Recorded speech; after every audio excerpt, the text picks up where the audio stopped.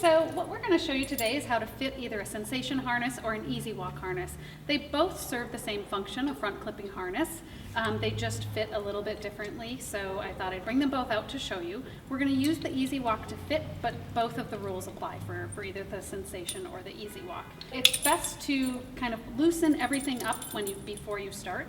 So you'll loosen up everything and start with everything open.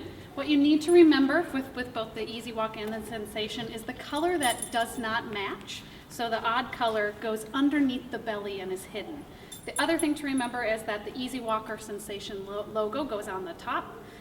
So that easy walker sensation advertises is a good way to remember. And then the O or D ring that goes into the front, and that's where the leash is going to eventually attach. All I'm going to do is while she's giving the treats, I'm going to bring it over his head.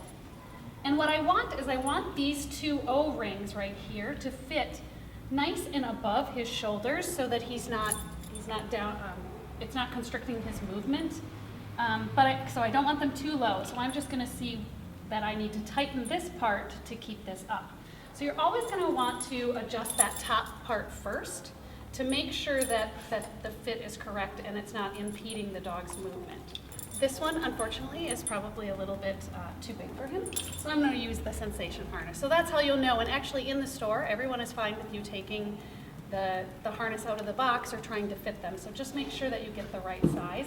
You can also measure their chest area right here, and that's going to tell you how many centimeters, and then that's how you can order your harness.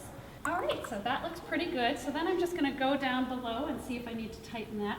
And you'll just want it to fit pretty snug. If it fits too loose, then your dog might be able to slip out of it. That fits okay. So again, just a reminder, you're going to fit this top part first.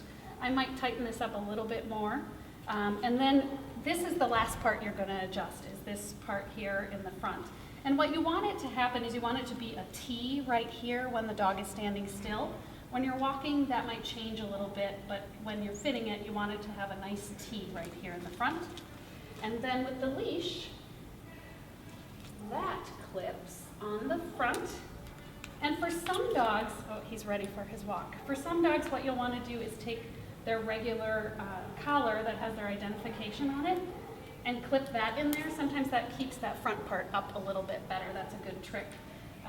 But for other dogs, you'll just have it like the leash clipped to the front, and then you can start walking your dog on your easy walker sensation harness.